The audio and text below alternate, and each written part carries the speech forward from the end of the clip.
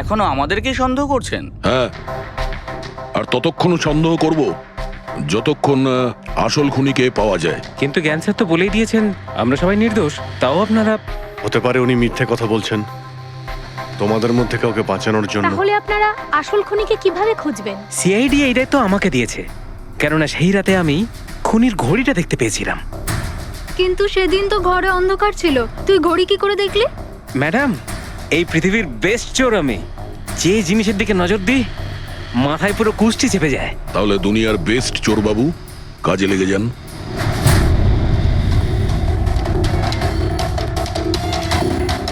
সস্তা, টেকসই, সুন্দর, 11,000 টাকা। না, এ নয়।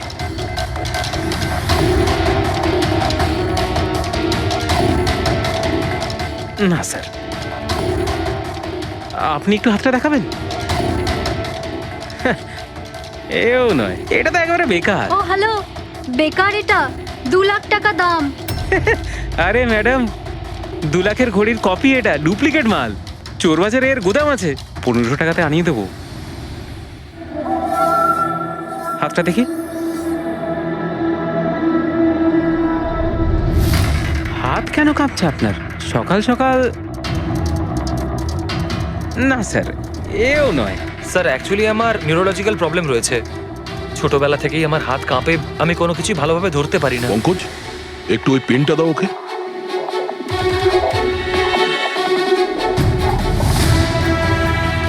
ঠিক করে ধরবেন আপনি। এ তো পেনটাও ধরতে পারছে না। স্যার অ্যাকচুয়ালি জ্ঞান স্যার আমার এই প্রবলেমটাই সলভ করতে চেয়েছিলেন। উনি এর সাথে রিলেটেড রিসার্চও করছিলেন, কিন্তু হয়তো ভাগ্যের সম্মতি ছিল না এতে, আর জ্ঞান স্যারের গাড়ির অ্যাক্সিডেন্ট হয়ে গেল। ভরসা রাখো, এর কোনো না কোনো চিকিৎসা তো হয়েই যাবে। তুমি দেখো বাকিদের ঘড়িগুলো। না স্যার, এদের মধ্যে কারোর ঘড়িই নয়। কারোর কাছেই নেই? হতে পারে খুনির কাছে একের থেকে বেশি ঘড়ি আছে। ওই দিন ও যে ঘড়িটা পড়েছিল আজ ওটা পড়েনি। হায় ভগবান, আপনি এখনো সন্দেহ করছেন? পঙ্কজ, এই রমেশকে নিয়ে যাও। পৃথিবীতে যত ঘড়ি আছে, যত মডেলের রয়েছে, সবগুলো দেখাও ওকে। স্যার, যত ঘড়ি আছে, যত মডেল আছে, সব? তবেই তো জানা যাবে খুনি কোন মডেলের ঘড়ি পড়েছিল। এক মিনিট, একটু এদিকে আয়, এদিকে আয়।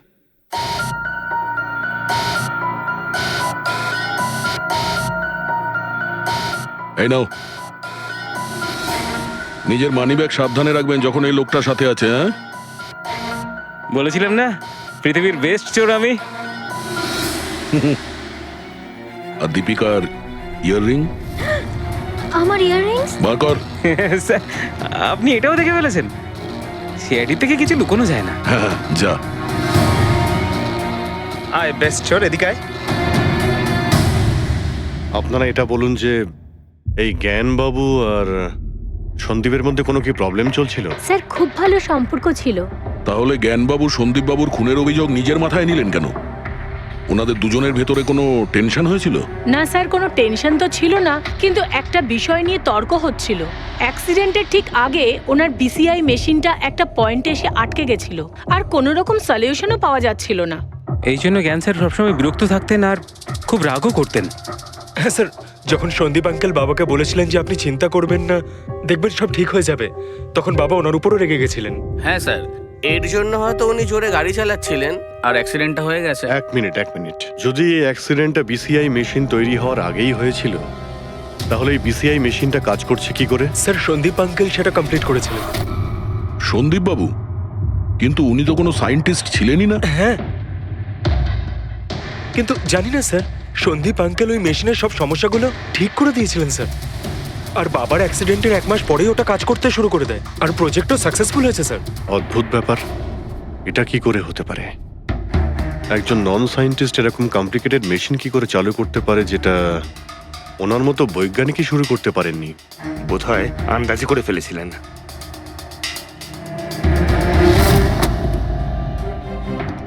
মাই গড, গত 2 বছরে এত ডেটা বেরিয়েছে ওনার একার? হ্যাঁ বস, আর এই পেপারগুলোর প্রত্যেক প্রত্যেকটা জায়গা খুঁটিয়ে খুঁটিয়ে ভালো করে দেখতে হবে যে সত্যিটা কি ছিল যেটা জ্ঞানবাবু আমাদের থেকে লুকোতে চাইছেন। এক একটা শব্দ, এক একটা অক্ষর জুড়ে তার প্যাটার্ন বানিয়ে দেখতে হবে। চলে এসো, সবাই মিলে কাজ করি। সবাই চলে এসো। রেডি?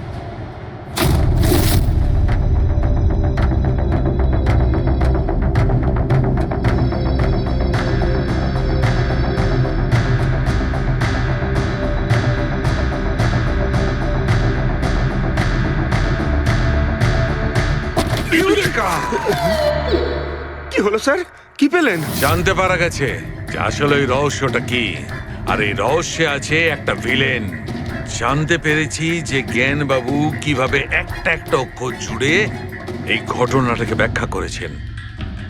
অক্ষর, অক্ষর থেকে তৈরি শব্দ,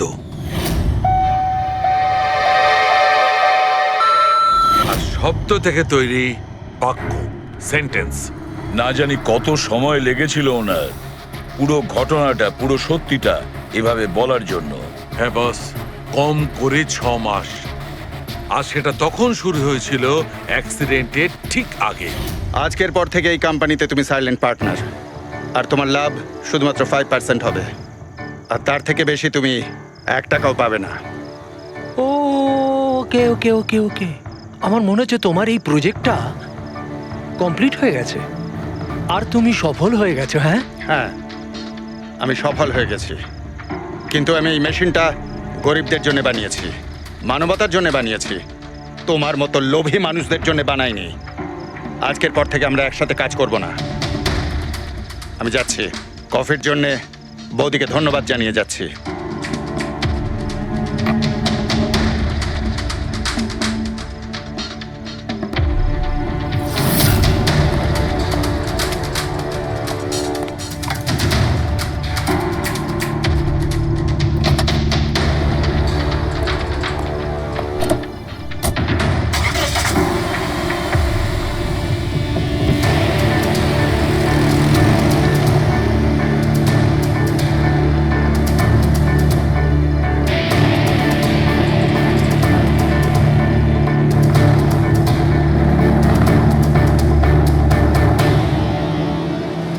এ কি হলো? হঠাৎ করে গাড়ি ব্রেক ধরছে না কেন? ব্রেক ছুঁয়ে কি হলো?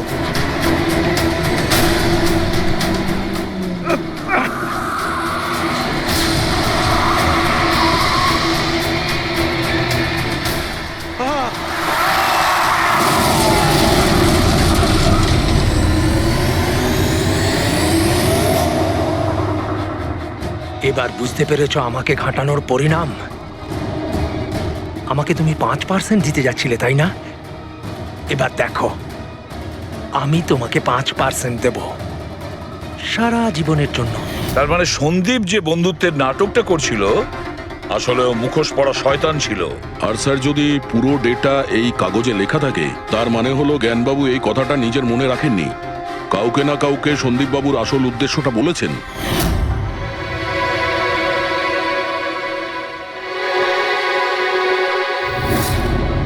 আর উনি এ ব্যাপারে যে বা যাকে সত্যিটা বলেছিলেন সেই হলো অপরাধী, সেই হলো সন্দীপের খুনি। কিন্তু স্যার, যদি খুনি জ্ঞানবাবুর হয়ে প্রতিশোধ নিতে চাইতো, তাহলে খুনি ছুরিটা জ্ঞানবাবুর হাতে কেন ধরালো? ওনাকে ফাঁসাতে চাইছিল? না পুরবি, আমার তো মনে হয় না। খুনি ওনাকে সান্ত্বনা দিতে চেয়েছিল, যে এটা বোঝাতে চেয়েছিল যে দেখুন, আমি আপনার হয়ে সন্দীপকে মেরে ফেলেছি, আপনার প্রতিশোধ আমি নিলাম। আর তাকে বাঁচানোর জন্য জ্ঞানবাবু পুরো অভিযোগ নিজের উপর নিয়ে নিয়েছেন। দয়া, খুনির কাছে পৌঁছানোর একটাই রাস্তা আছে, সেই ঘড়িটা, রিস্ট ওয়াচ, যেটা রমেশ দেখেছিল।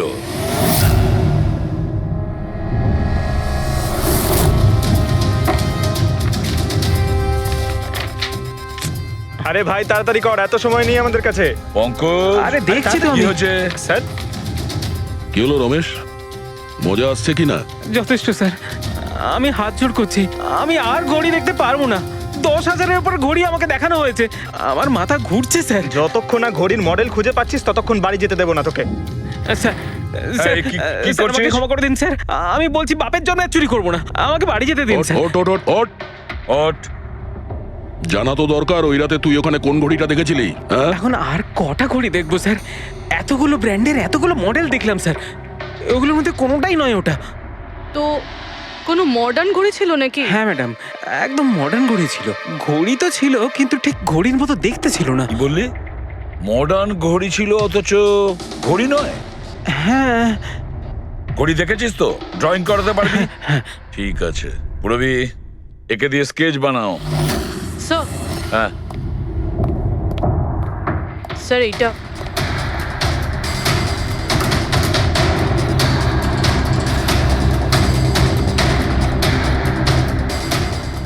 মাই গড, কি হলো? 1 মিনিট বস, একদম জ্যাকপট লেগে গেছে। রমেশ এদিকে এসো, ওকে। মন দিয়ে দেখো, এই ঘড়িটাই ছিল। এটাই ছিল, একদম এটাই ছিল স্যার।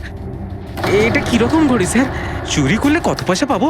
পয়সা নয়, টাকা পাবে, লাখ লাখ টাকা। এত দামি ঘড়ি এটা? ঘড়ি নয়, এটা স্যাটলা বলে একে, স্যাটলা। স্যাটলা? এবার খুনি কে সেটাও আমি বলতে পারি। কে এই খুনি? সে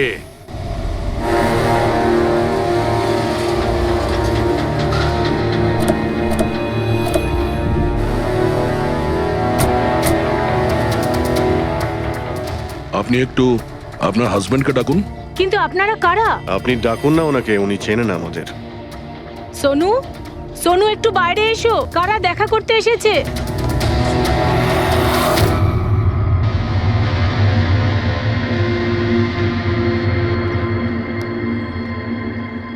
আপনারা এখানে? কি ব্যাপার? এমনি এখান দিয়ে যাচ্ছিলাম, তাই ভাবলাম যে দেখা করে যাই। আমি এরকম কথা আগেও শুনেছি। দেখা করে যাই না, তোমাকে গ্রেপ্তার করে নিয়ে যাই। গ্রেপ্তার? কিন্তু কিসের জন্য? আপনার স্বামী সন্দীপকে খুন করেছে। স্যার, আমি আপনাদেরকে বলেছিলাম তো, এই দেখুন, আমি ঠিক করে জলটাই খেতে পারি না, কারণ মার্ডার কি করে করব? খুন তো করেছো, আর তুমি এই হাত দিয়েই করেছো। কোথায় সেই সেটলা ওয়াচ? হ্যাঁ, ঘড়ি কোথায়? স্যার, আপনারা কোন ঘড়ির কথা বলছেন আমি কিচ্ছু জানি না। এক্ষুনি তুমি জানতে পারবে কোন ঘড়ির কথা বলছি। ফ্রেডি, পঙ্কজ, ঘরের তল্লাশি নাও। পঙ্কজ, উপরে যা, আমি বেডরুমটা দেখছি।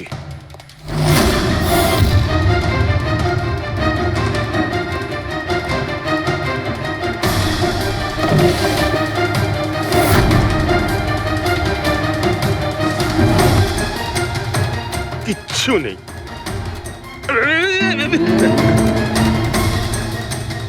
কি ফুটলো? স্যার, স্যার, বালিশটার মধ্যে কিছু একটা আছে। বালিশের ভেতরে?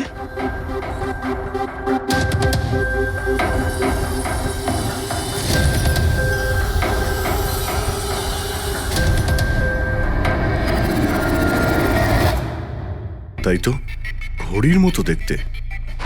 হ্যাঁ। এই ঘড়িটা কার? আর এই বালিশের ভেতরে কি করছে? আমি কি করে জানবো? যে দোকানদারের থেকে বালিশটা কিনেছিলাম তারই হবে। পড়ো এটা। স্যার, আমি কারোর ঘড়ি কেন পড়তে যাবো স্যার? তুমি এটা পড়বে নাকি অ্যারেস্ট করবো আমরা? অভিজিৎ, একটা কাজ করি, আগে আগে ঘড়ি পরাই, হাত করা তো নিজের থেকেই লেগে যাবে। হ্যাঁ, নাও ওই ঘড়িটা খোলো। স্যার,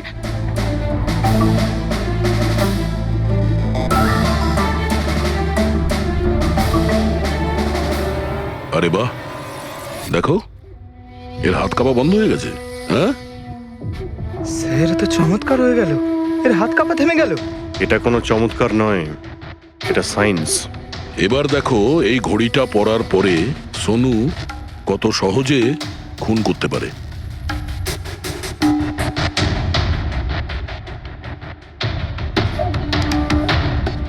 স্যার, কিন্তু এই ঘড়িটা কাজ করে কি করে? এটাকে সেটলা বলে পঙ্কজ।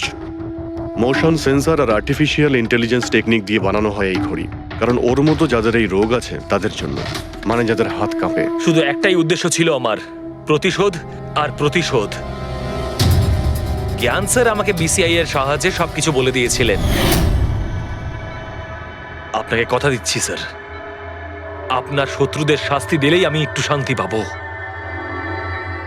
এটা আমার তরফ থেকে ছোট্ট গুরুদক্ষিণা মনে করতে পারেন। সেদিন কোম্পানির অ্যানিভার্সারি ছিল আর আমি জানতাম যে সন্দীপ ওখানে নিশ্চয়ই আসবে। প্রত্যেকবারের মতন জ্ঞান স্যারের সাথে ও ওটাই করবে। জ্ঞান স্যারের সাথে কথা বলার আগে ও সবাইকে বাইরে বের করে দিত, যাতে ও স্যারকে অপমান করতে পারে। কিন্তু এইবারে ও এটা জানতো না যে মৃত্যু ওর জন্য অপেক্ষা করছে। আজ আমাদের কোম্পানির 5 বছর পূর্তি। যখন বাড়ির প্রত্যেকে রুমের বাইরে এক এক করে চলে গেল, তখন ওদের খেয়াল ছিল না যে আমি ওদের সাথে নেই। দেখো আমি কেমন বন্ধু। A promise is a promise my friend, and you know as I কে কে তুমি? হ্যাঁ, আর তারপরে আমি কারেন্ট অফ করে দিই, আর জ্ঞান স্যারের সামনে আমি ওকে মেরে ফেলি। আর তারপরে আমি ফিঙ্গারপ্রিন্ট মুছে ফেলে জ্ঞান স্যারের হাতে ছুরিটা ধরিয়ে দিই। আর বাকিরা সবকিছু জানার আগেই আমি সবার মধ্যে দাঁড়িয়ে পড়ি। তুমি প্ল্যানটা তো ভালোই করেছিলে, কিন্তু কপালটাই খারাপ। রমেশ ওখানে আসে চুরি করতে, আর ও তোমার এই ঘড়ি দেখে নিয়েছিল। এমনিতেও স্যার কিছুই লুকিয়ে রাখা যায় না। রমেশ না এলেও আজ নয় কাল আমাকে আপনারা ধরেই ফেলতেন। তুমি যখন সবকিছুই বোঝো তাহলে এরকম অপরাধ কেন করলে? জ্ঞান স্যারের ঋণ শোধ করতে। এটা শুধু ঘড়ি নয়, আমার মতো মানুষের কাছে এটা নতুন জীবন, যে জীবনটা জ্ঞান স্যার উপহার দিয়েছিলেন। উনি আমাকে বিশ্বাস করিয়েছিলেন যে বিজ্ঞানের ক্ষেত্রে আমি এগিয়ে যেতে পারি। যেভাবে উনি তোমার সমস্যার সমাধান করেছিলেন, তুমিও সেরকম সমাজের ভালোর জন্য কোনো কাজ করতেই পারতে। কিন্তু তুমি আলোর দিকে যাওয়ার পরিবর্তে অন্ধকারের দিকে চলে গেলে। আর এমন অন্ধকূপে পৌঁছলে যেখানে আসার কোনো আলোই নেই। যদি কিছু থাকে, সেটা হলো শুধু ফাঁসির দড়ি।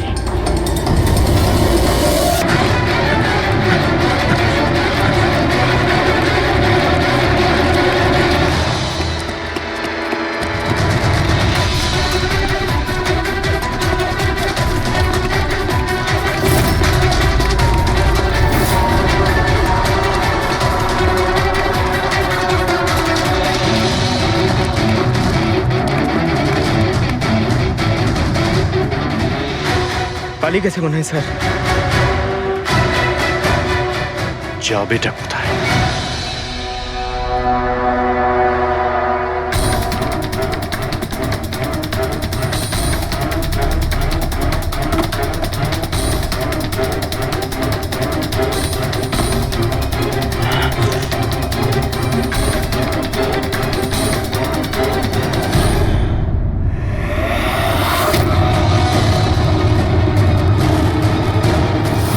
আয় আয় আয়, তোরই বাড়ি এটা। দৌড়াচ্ছিস কোথায়? হ্যাঁ, সিআইডি থেকে পালানো তো সহজ নয়। আমার একটা গুণ আছে, যখন আমি রেগে যাই তখন অপরাধীর খারাপ সময় শুরু হয়ে যায়। এর তো খারাপ টাইম শুরু হয়ে গেছে স্যার। এসব কোথা থেকে নিয়ে এসেছিস? হ্যাঁ,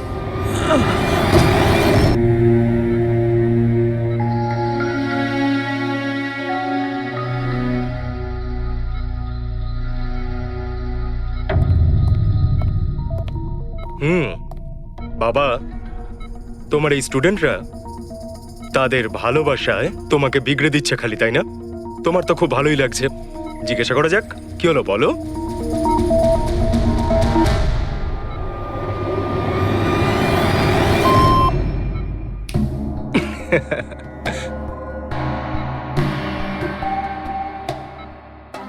আরে এগুলো তো ময়লা কাপড়, তাই না? দিন, এটা আমাকে দিন। ভাই আমি আসছি।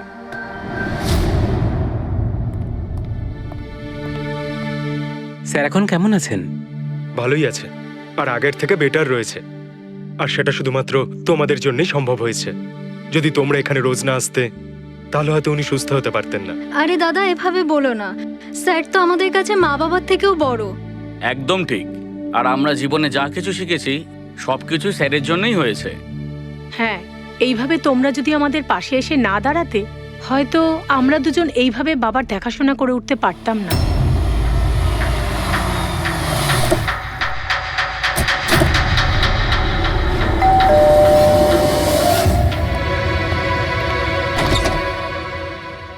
সন্দীপ আঙ্কেল, নমস্কার আঙ্কেল। নমস্কার। ভালো আছো? তোমার বাবা কেমন? ভালো আছেন, খুব ভালো আছেন। বাহ, বেশ কথা। দেখো, ওর জন্য এটা এনেছিলাম।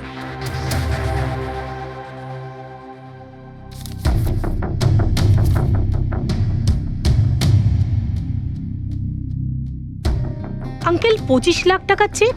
হ্যাঁ মা, আজ জ্ঞানদীপ ইনোভেশনস এর 5 বছর পূর্তি, সেটার উপহার ভাবতে পারো।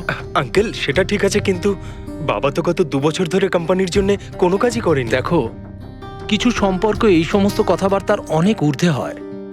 তোমার বাবা আর আমার বন্ধুত্ব অনেকটা এরকম। চলো জ্ঞানের সঙ্গে দেখা করি।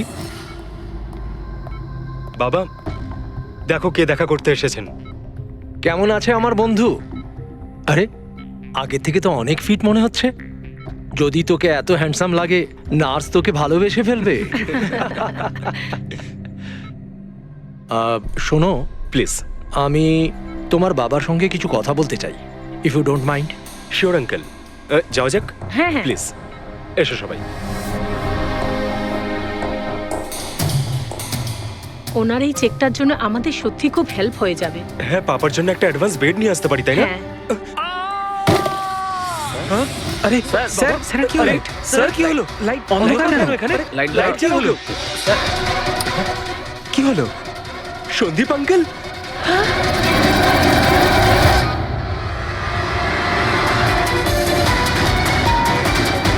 I think he is dead. Gyan sir, আপনি ঠিক আছেন তো? এই ছুরিটা ক্যান্সারের হাতে?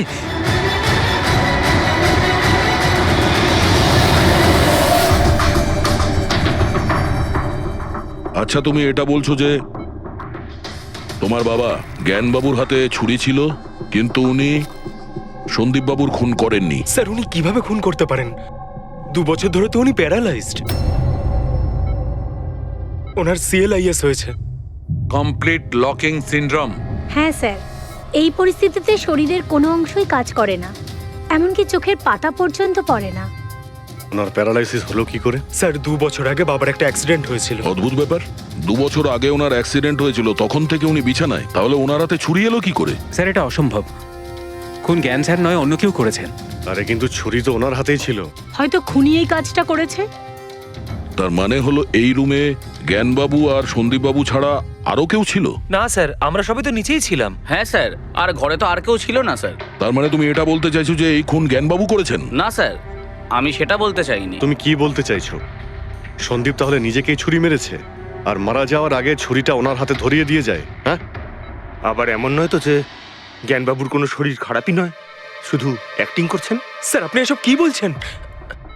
যেটা আপনি শুনলেন, যদি আপনার কোনো আপত্তি না থাকে, আমরা আপনার বাবাকে আরেকবার চেক করতে চাই। করুন আপনি। আমরা কি মিথ্যা বলছি নাকি? দেখে নিচ্ছি।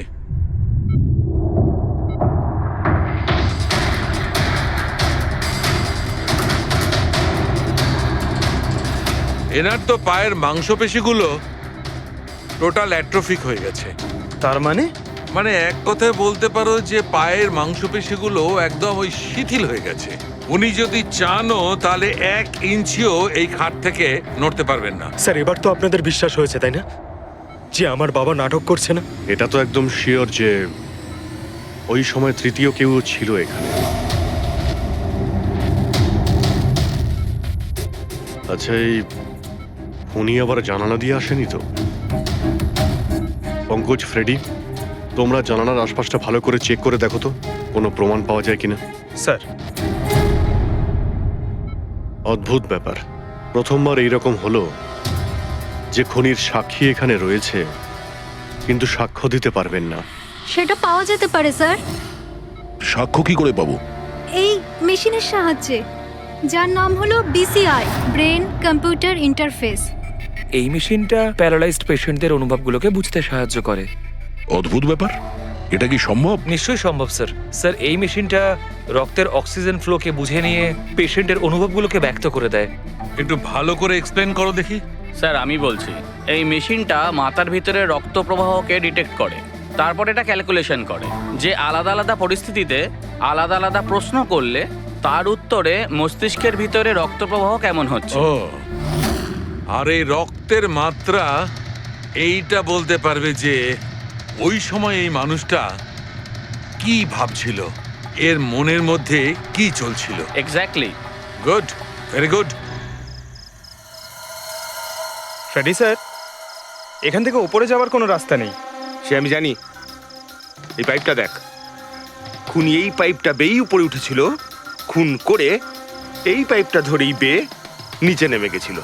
আর ওই ভাঙা টপটা দেখতে পাচ্ছিস, ওইটার উপরই পড়ে দৌড়ে পালিয়েছিল। চলুন স্যার, নিচে গিয়ে দেখি। চল। আমার বাবা অ্যাক্সিডেন্টের আগে এই টেকনিকটাকে আরো এগিয়ে নিয়ে যেতে চেয়েছিলেন। বাবা সবসময় এটা বিশ্বাস করতেন যে বিজ্ঞানের কাছে সব প্রশ্নের উত্তর রয়েছে, প্রয়োজন শুধু চোখ খুলে সমাধানটা খুঁজে বের করা। আপনার বাবা একদম ঠিক কথা বলতেন। হ্যাঁ স্যার, জ্ঞান স্যার চেয়েছিলেন যে বিজ্ঞানের জন্য তারা চোখে দেখতে পাক যারা দৃষ্টিহীন, যারা শুনতে পায় না তারা যেন শুনতে পায়। মানুষের উপকার করতে চেয়েছিলেন জ্ঞান স্যার। আর নিয়তির খেলা দেখুন, আজ ওনারই আবিষ্কার ওনাকে সাহায্য করছে, যেটা একদিন ওনার অনেক বড় স্বপ্ন ছিল। ঠিকই বলছেন স্যার, টপটা তো ভাঙা। আর এই দেখ, পায়ের এই ছাপগুলো দেখ, খুনি এই পথেই পালিয়েছিল। স্যার এখানে দেখুন, রক্ত স্যার। তার মানে পঙ্কজ, ঘরের ভেতর আরো কেউ ছিল যে সন্দীপ বাবুকে খুন করেছে। রক্তের এই স্যাম্পলটা নিয়ে ফরেন্সিক ল্যাবে যাওয়া যাক। আচ্ছা, এই জ্ঞানবাবু বিসিআই এর সাহায্যে কি কথা বলতেন? যেরকম ওনার যখন খিদে পেত উনি সেটা বলতেন, যদি ওনার বেড প্যানের প্রয়োজন হতো সেটাও বলতেন, এমনকি বাবা ওটা দিয়ে দাবাও খেলতেন স্যার। কি দাবা খেলতেন? গ্রেট। হ্যাঁ স্যার, যেমন যেমন প্যাটার্ন এনার মনের মধ্যে তৈরি হতো সেই অনুযায়ী অক্ষরের পেছনে লাইটগুলো জ্বলে উঠতো, আর আমরা অক্ষরগুলোকে মিলিয়ে বুঝে যেতাম যে ইনি কি বলতে চাইছেন। তাহলে তো উনি বলতে পারবেন যে খুনি কে? হ্যাঁ স্যার, নিশ্চয়ই। স্যার বাবাকে একবার জিজ্ঞেস করা উচিত। অবশ্যই করব, আগে তো আমরা ভালো করে তদন্ত করে নিই।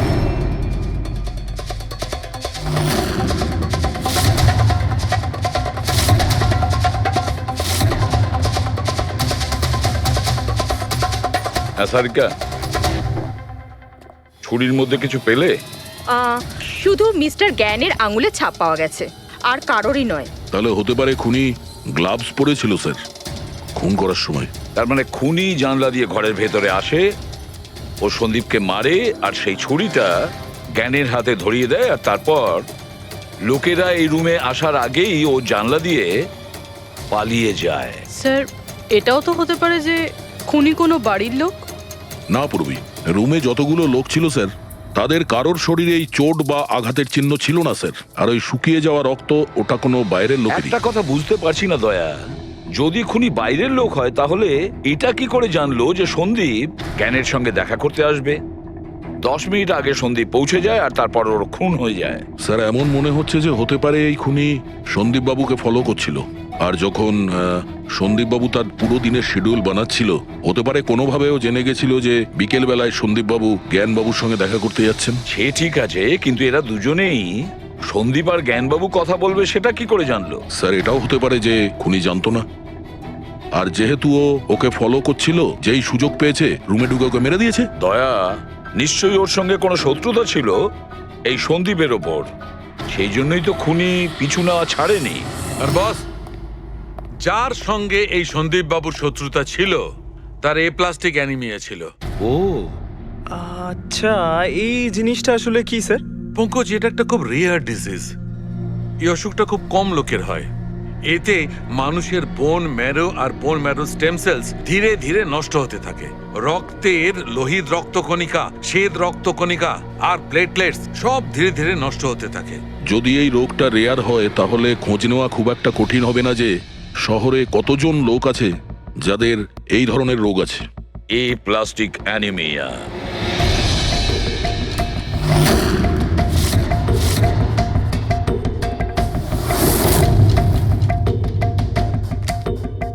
হ্যাঁ দা, কিছু পেলে? হ্যাঁ স্যার, এই শহরে সব মিলিয়ে 45 জন লোক আছে যারা এই রেয়ার অসুখে ভুগছে স্যার। তাদের মধ্যে 16 জন তো দেশেই নেই। তার মানে বাকি রইল 29। তাদের মধ্যে 14 জন এমন লোক আছে যারা বয়স্ক, মানে উঁচু ব্যালকনি থেকে লাফাতে পারবে না। বাকি রইল 15। তাদের মধ্যে 7 জন বাচ্চা আছে যাদের বয়স 12 বছরের কম। তাহলে বাঁচলো 8 জন। হ্যাঁ স্যার, আর 8 জনের মধ্যে তো 4 জন এমন আছে স্যার যারা অনেক বেশি মোটা স্যার। এই দেখুন, ও এরা না ওই ব্যালকনিতে উঠতে পারে না লাফাতে পারে, অসম্ভব স্যার। তার মানে দয়া, আমাদের কাছে সাসপেক্ট 4জন সাসপেক্ট। হ্যাঁ স্যার। নাম কি তাদের? স্যার লীলা, রমেশ, সুনীল আর হেমন্ত। নীলা, রমেশ, সুনীল আর হেমন্ত। রবি, স্যার একটু দেখো তো আমাদের ক্রিমিনাল ডেটাবেসে কোনো পুরনো পাপি কিনা।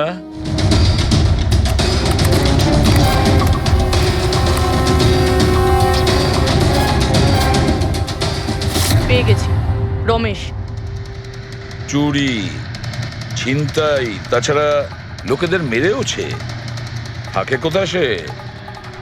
সরোজনগর চল। নিয়ে এসে একে।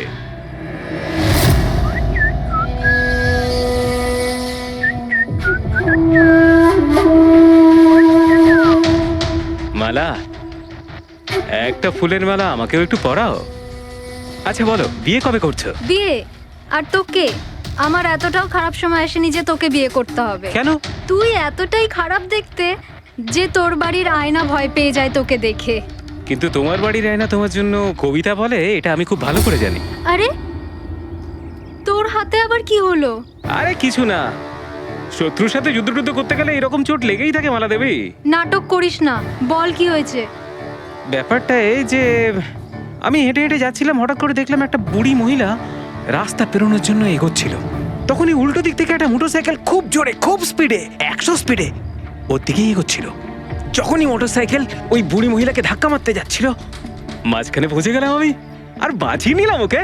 আচ্ছা, তুই এতটাই সাহসী? আমি কি কি ভালো পারি সে ব্যাপারে তো তুমি এখনো জানোই না। আচ্ছা বল, আর কি কি গুণ আছে তোর মধ্যে? আমার ভালো গুণগুলো হলো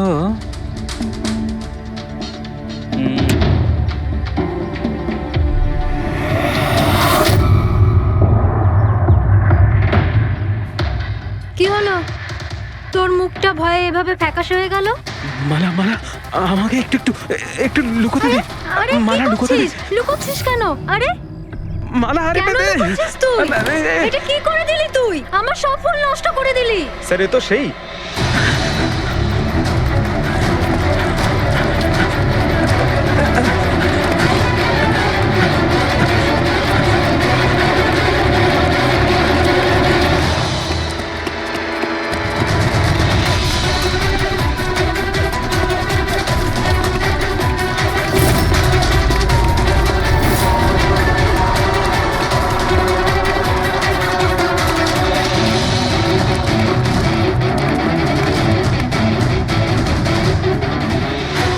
পালিয়ে গেছে মনে হয় স্যার।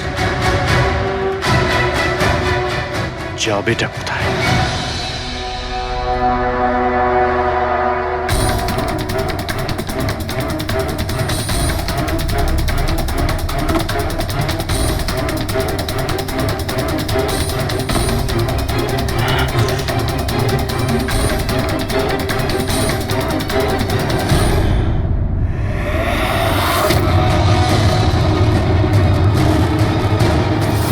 আয় আয় আয়, তোরই বাড়ি এটা। দৌড়াচ্ছিস কোথায়? হ্যাঁ, সিআইডি থেকে পালানো তো সহজ নয়। আমার একটা গুণ আছে, যখন আমি রেগে যাই তখন অপরাধীর খারাপ সময় শুরু হয়ে যায়। এর তো খারাপ টাইম শুরু হয়ে গেছে স্যার। এসব কোথা থেকে নিয়ে এসেছিস? হ্যাঁ, আনিনি স্যার, নিজে বানিয়েছি। এই মেশিনটা তুই বানিয়েছিস? দেখে তো মনে হচ্ছে চাও ঠিক করে বানাতে পারিস না, মেশিন বানিয়েছিস। কোথা থেকে চুরি করেছিস? না স্যার, আমি চুরি করিনি। শুধু চুরি করিসনি, খুনও করেছিস তুই। খুন? কার sir? D117 MG road, Sundarnagar. এখানে গেছিলি তো তুই? তোর হাতে আঘাত লেগেছে না? তোর এই রক্ত আমরা ওখানে পেয়েছি। আমার ছিল না স্যার। তোরই ছিল। তুই যে হসপিটালে ট্রিটমেন্ট করিয়েছিলি সেখানেই ম্যাচ করে গেছে। মাঝার কোনো রাস্তা নেই? না, সোজা ফাঁসি। চুরির জন্য ফাঁসি দিয়ে দেবে? চুরি নয়, খুন, সন্দীপের খুন। না স্যার, আমি কোনো খুনই করিনি। আমি তো শুধু ওখানে চুরি করতে গেছিলাম। তুই একে খুন করিসনি? হে ভগবান, কি বিপদে পড়লাম। মায়ের দিব্যে বলছি স্যার, আমি কোনো খুন করিনি। আমি তো খবর পেয়েছিলাম যে ওখানে একটা লোক থাকে যার প্যারালাইসিস হয়ে গেছে। চুরি কোথায় করতে হবে সেটা ভালো করে জেনে নিয়ে আমি ওখানে শুধু চুরি করতে গেছিলাম। আমি ওখানে শুধু এই কারণেই গেছিলাম। আমি তোকে চিনিও না, কেন মারবো? কারণ সন্দীপ তোকে চুরি করার সময় দেখে ফেলে, তাই একটা অপরাধ লুকোতে গিয়ে আরেকটা করে ফেলেছিস। হ্যাঁ, এই কথাটা সত্যি স্যার যে আমি ওখানে গেছিলাম আর সন্দীপ আমাকে দেখে চিৎকারও করেছিল। ওর চিৎকার শুনে আমি ভয় পেয়ে গিয়ে পালিয়ে এসেছিলাম। তাহলে তোর লাগলো কি করে? এটা যখন সন্দীপ চিৎকার করলো তখনই লাইট চলে গেছিল আর অন্ধকারে আমি নিচে লাফালাম, ওই লাফাতে গিয়ে চোট লেগে গেছে। ওই রুমের মধ্যে তুই ছাড়া সেই সময় আর কেউ ছিল না। তুই খুন না করলে কে খুন করবে? না স্যার, আমি ছাড়া অন্য কেউ ছিল ওখানে। কে?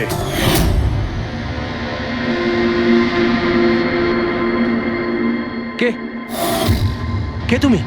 হ্যাঁ, অন্ধকারে মুখটা তো ঠিক দেখতে পাইনি, তবে ওর ঘড়িটা চকচক করছিল। ঘড়ি? সন্দীপ তো কোনো ঘড়ি পড়েছিল না। স্যার ও মিথ্যে বলছে, কোনো মানুষ ছিল না, কোনো ঘড়ি ছিল না।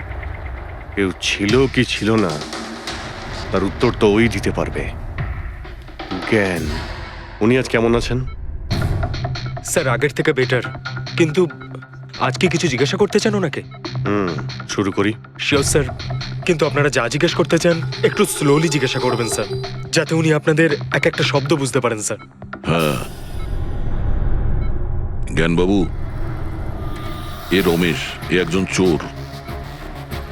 যে রাতে সন্দীপ বাবুর খুন হয়েছিল ও এখানে চুরি করতে এসেছিল। ও বলছে যে সেই রাতে এখানে অন্য কাউকে দেখেছিল।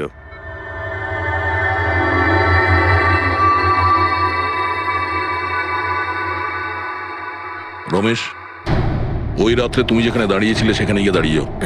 হ্যাঁ স্যার, স্যার আমি এই দিক দিয়ে ঢুকেছিলাম আর এখানে এলাম, আর তারপর আমি এদিকে দেখলাম, আর যখনই আমি এখানে পৌঁছালাম দেখলাম সন্দীপ ওখানে দাঁড়িয়ে আছে। আমি ভয় পেয়ে পেছন থেকে ঘুরলাম আর তখনই কারেন্ট চলে গেল। এখানে দাঁড়িয়েছিলে মানে উনি নিশ্চয়ই তোমাকে দেখেছেন। আচ্ছা, ও কি এখানে ছিল?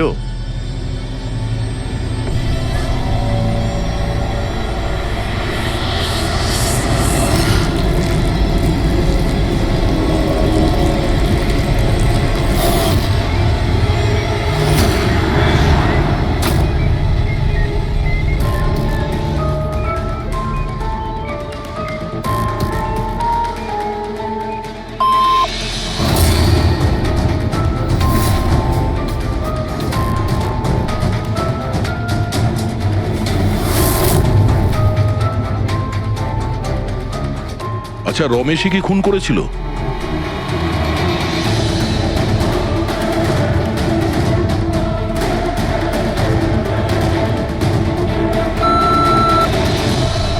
নো নো স্যার, নো মানে না স্যার, আমি বলেছিলাম না আমি মারিনি স্যার। হ্যাঁ ঠিক আছে, তুমি এদিকে দাঁড়াও। আচ্ছা আচ্ছা, আপনি এটা বলুন, আপনি কি খুনিকে দেখেছেন? আপনি চেনেন খুনিকে?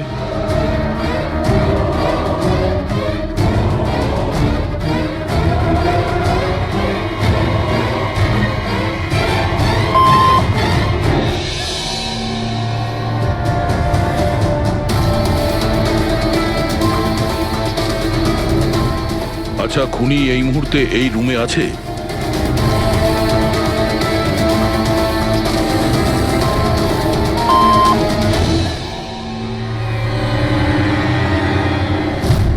তার মানে খুনি আমাদের মধ্যে কেউ একজন। আপনার কোনো স্টুডেন্ট?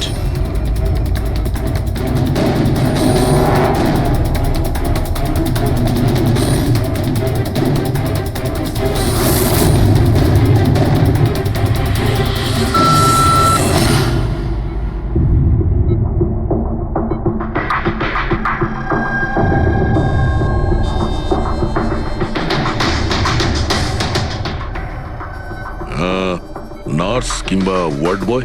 এসবের মধ্যে আপনারা আমাকে কেন টানছেন? আপনি যদি কিছু করেই না থাকেন, আপনি ভয় পাচ্ছেন কেন?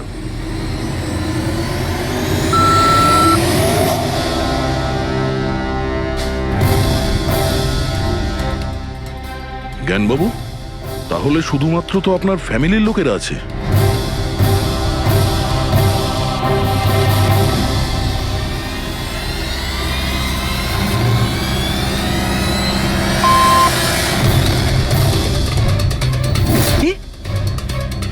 বাবা বাবা তুমি এসব কি বলছো? হ্যালো, রিল্যাক্স, ওখানে দাঁড়িয়ে থাকো, যাও ওখানে দাঁড়িয়ে থাকো।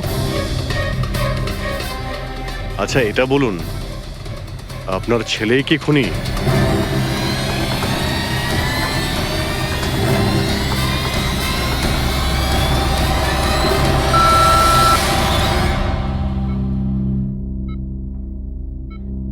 এখন তো শুধু আমিই আছি, কিন্তু আমি এই খুন করিনি।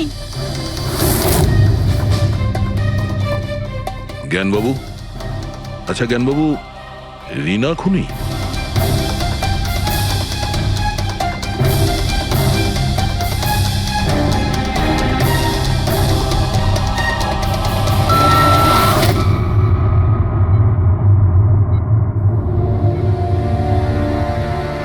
আপনি আমাদের বললেন যে আপনার পরিবারেরই কেউ খুনি, তাহলে সে কে?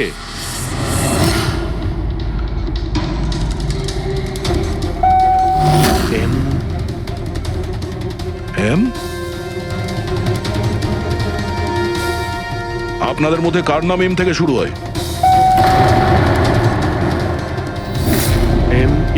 মি মানে উনি? জ্ঞানবাবু, আপনি বলছেন যে খুন আপনি করেছেন?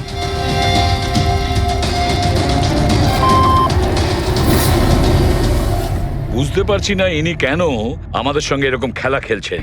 কালকের কাগজে হয়তো আসবে যে সিআইডি নাকি খুনের অপরাধে এমন লোককে অ্যারেস্ট করেছে যে নাকি প্যারালাইসিস হয়ে পড়ে আছে 2 বছর ধরে। খুনি নিশ্চয়ই জ্ঞানবাবুর আশেপাশের কেউ।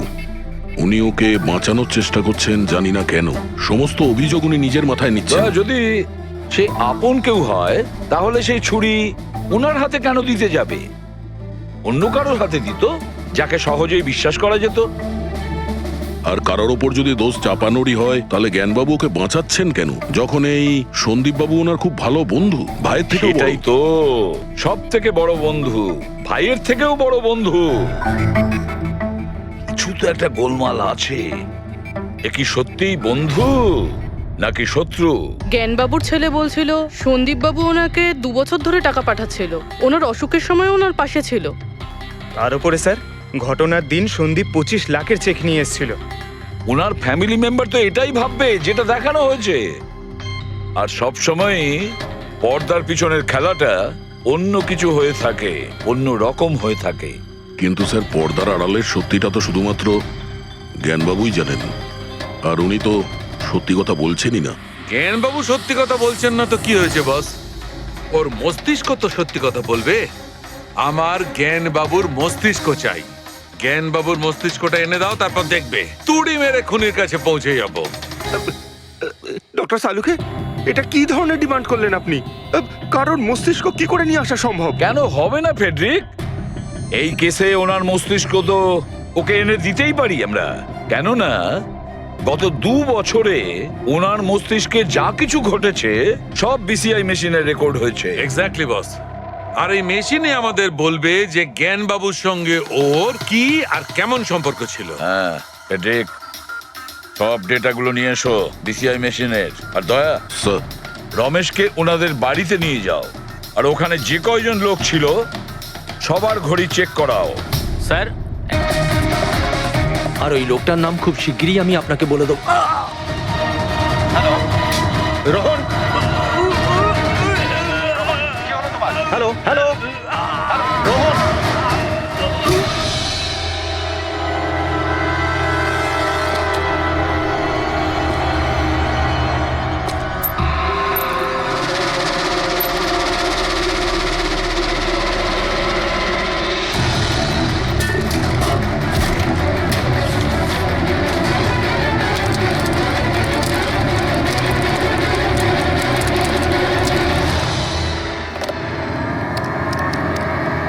Hello, police station.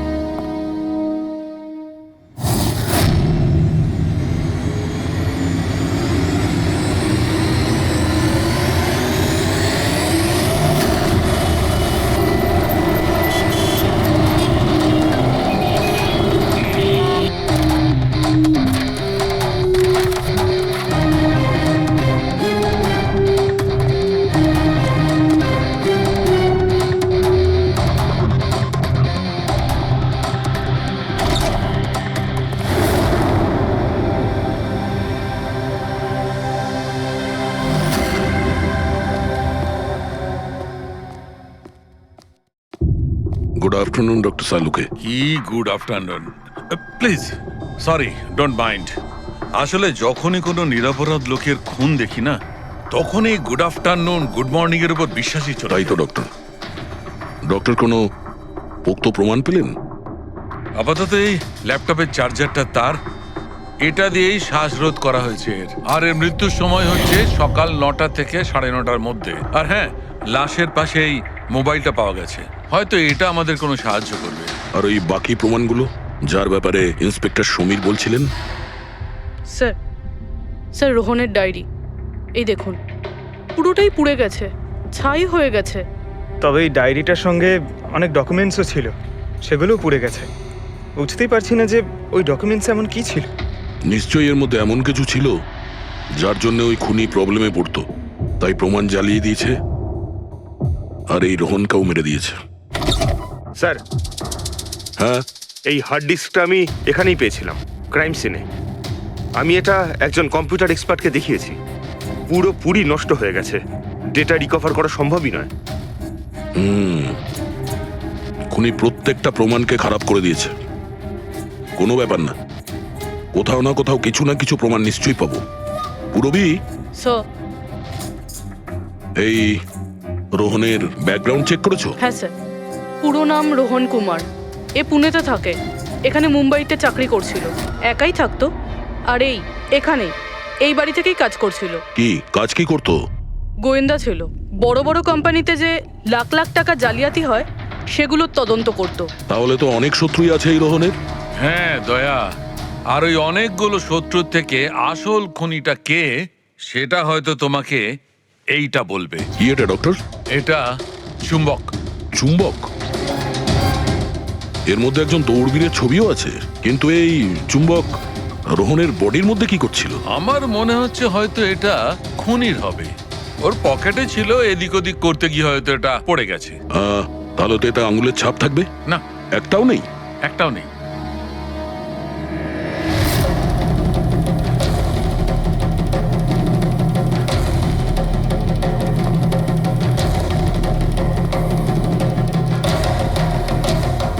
খুনি মনে হয় এখান থেকে এসছে।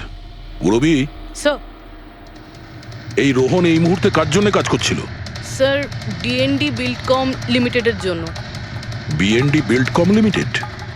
এটা তো ইঞ্জিনিয়ারিং আর কনস্ট্রাকশনের 1 নম্বর কোম্পানি শহরের। হ্যাঁ স্যার, এই দেখুন, এই ভাঙা হার্ড ডিস্কটার উপরেও ওই কোম্পানিটারই স্টিকার লাগানো রয়েছে। আর মারা যাওয়ার ঠিক আগে এই রোহন এই কোম্পানির সিইও মিস্টার হিতেশের সাথে ভিডিও কলে ছিল। আর স্যার, এই লোকাল পুলিশ স্টেশনেই হিতেশই কমপ্লেন করেছিল।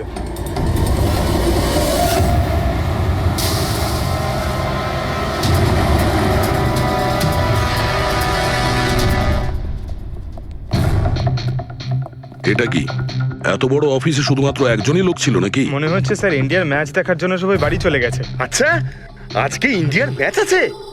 স্কোরটা কি হলো? কোহলি সেঞ্চুরি করতে যাচ্ছে। কি বলছেন স্যার? আপনি কি করে জানলেন? বাইরে ওয়াচম্যান কমেন্ট্রি শুনছিল। ইনভেস্টিগেশন করতে এসেছি, চোখ কান খোলা রাখতে হবে। স্যার, হিতেশের cabin. Mister Hitesh. Hi. CID. Please বসুন। আমি আপনাদেরই অপেক্ষায় ছিলাম। শুরু থেকে বলুন সবকিছু। 6 মাস আগে আমি রোহনকে কাজে রাখি। গত 5 বছর ধরে আমাদের কোম্পানিতে যে লোকসান হচ্ছে তা আগে কখনো হয়নি। কি ধরনের ক্ষতি? লোকসানের লিস্ট তো বলে শেষ করা যাবে না। যে টেন্ডারগুলো আমাদের কোম্পানির পাওয়া উচিত ছিল সেগুলো হাত থেকে বেরিয়ে যাচ্ছিল। এই দেখুন, 1100 কোটির রিফাইন্ডিং কন্ট্রাক্ট, 37 কোটির রেলওয়ে কন্ট্রাক্ট, আর 800 কোটির পাওয়ার ট্রান্সমিশন কন্ট্রাক্ট। এটাও তো হতে পারে যে যে সমস্ত কোম্পানি এই কন্ট্রাক্টটা পেয়েছে ওরা আপনার থেকে কম কোট দিয়েছে। সেটাই তো আমি বলতে চাইছি স্যার। যদি অন্য কোম্পানি এই টেন্ডার পেতো তাহলে ব্যাপারটা অন্য ছিল, কিন্তু এই সমস্ত কন্ট্রাক্ট একটা মাত্র কোম্পানিই পেয়েছে। আর সবচেয়ে বড় কথা হলো তাদের অ্যামাউন্ট আমাদের দেওয়া অ্যামাউন্টের থেকে মাত্র 1000 টাকা কম। শুধুমাত্র 1000 টাকা কম? কোন কোম্পানি এটা? XPL infrastructure. XPL infrastructure? তাহলে আপনার মনে হচ্ছে যে আপনার কোম্পানিতে এমন কেউ বেইমান আছে যে স্যালারি আপনার থেকে নেয় কিন্তু কাজ এক্সপিএল এর জন্য করে? 100% কেউ না কেউ তো অবশ্যই আছে। আর রোহন ওই লোকটার খুব কাছাকাছি পৌঁছে গিয়েছিল। ওর লাস্ট ফোন কলে আমায় এটাও বলেছিল যে সেই বেইমান এস্টিমেটিং অ্যান্ড টেন্ডিং ডিপার্টমেন্টের লোক। আচ্ছা, এই ক্রাইম সিন থেকে আমরা এই ড্যামেজড হার্ড ডিস্কটা পেয়েছি। কি আছে এর ভেতরে? স্যার, এটা আমাদের কোম্পানির গত 5 বছরের CCTV footage, call logs, emails, আমাদের কোম্পানিতে কত এমপ্লয়িজ আছে, সমস্ত ইনফরমেশন এতে ছিল। তাহলে এর কপি নিশ্চয়ই আছে আপনার কাছে? আগে হ্যাঁ, আছে। আমরা ওটা আমাদের সঙ্গে নিয়ে যাব। শিওর।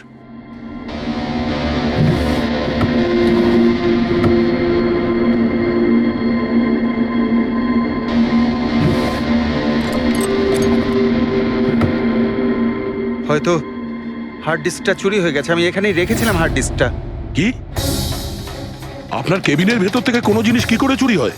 হয়তো আমার অনুপস্থিতিতে কেউ এসেছিল আর এখান থেকে। কিন্তু আপনার অফিসে সিসিটিভি ক্যামেরা লাগানো নেই কেন? কখনো দরকারই পড়েনি স্যার। প্রয়োজন বলে আসে না, এখন পড়লো তো প্রয়োজন। Sorry sir.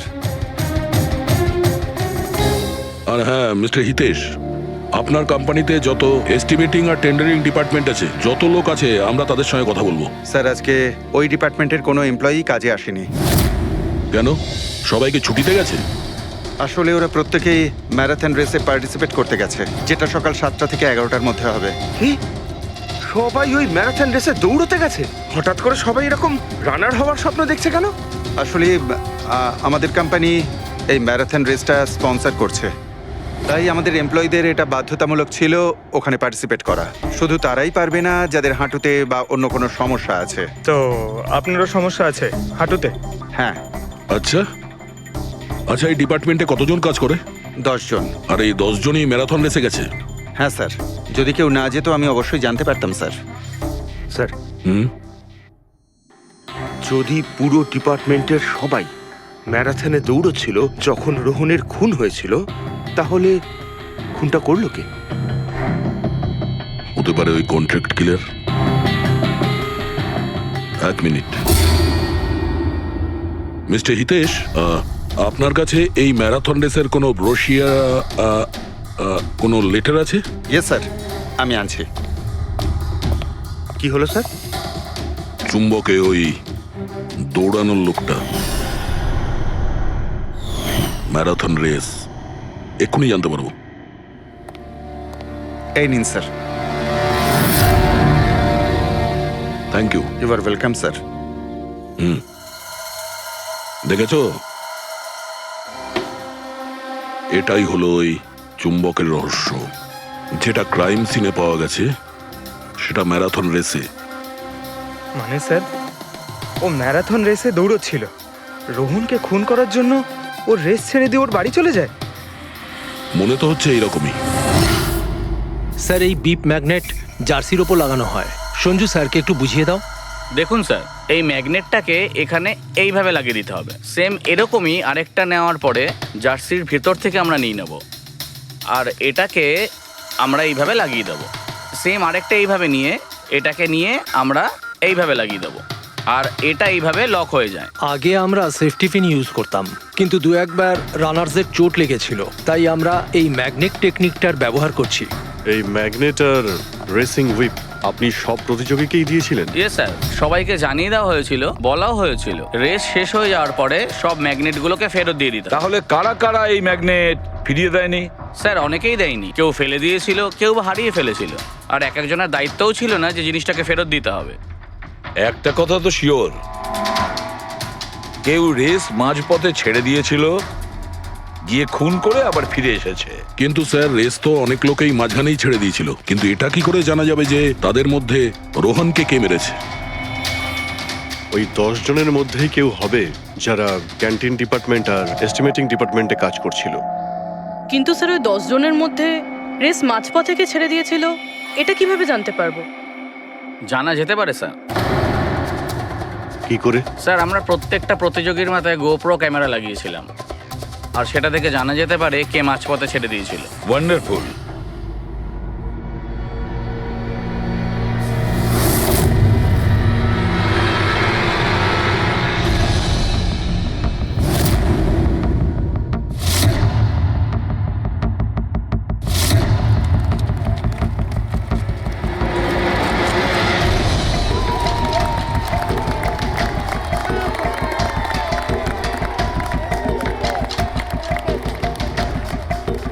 নবীন, এই রিস্টে তোকেই জিততে হবে।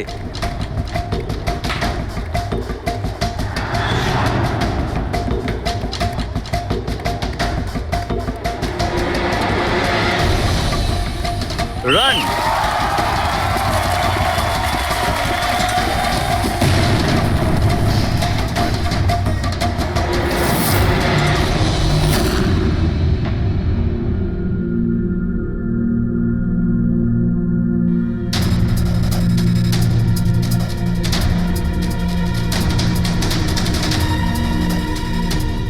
এই চারটে স্ক্রিন এগুলো ব্ল্যাঙ্ক কেন?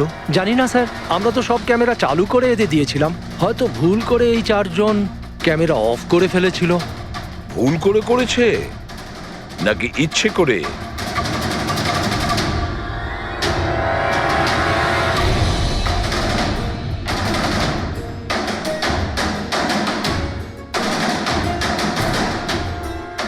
এদের মোটিভটা কি বুঝে উঠতে পারছি না। এরা কি করতে চাইছিল? কি কুনাল, একটা ক্যামেরা ভাঙা, একটা ক্যামেরায় মাটি লেগে আছে, এই চারটে ক্যামেরা ব্ল্যাঙ্ক, সেটা কেন? জানি না স্যার। ওইসব জানি নাটা নিয়ে বললে হবে না। এই সব কটা ক্যামেরা 10-এ 10 আমার চাই। স্যার এই তিনটে ক্যামেরা একদম ঠিক ছিল স্যার। এমপ্লয় 1, এমপ্লয় 2 আর এমপ্লয় 3। তার মানে এই তিনটে ক্যামেরায় কোনো টেকনিক্যাল প্রবলেম ছিল না। কেউ ইচ্ছে করে ক্যামেরাগুলো বন্ধ করেছিল বা ভুল করেও করে থাকতে পারে, কিন্তু বলা যায় না। কিন্তু স্যার এই চারটে ক্যামেরারই ফুটেজ একদম ঠিকঠাক স্যার। এমপ্লয়ি 4, 5, 6, 7। তাহলে এবার যাই প্রবলেম ক্যামেরাতে। সবার আগে প্রবলেম ক্যামেরা ছিল এই নবীনের, যার লেন্স ক্র্যাক হয়ে গেছিল। হতে পারে দৌড়তে দৌড়তে পড়ে গেছিল।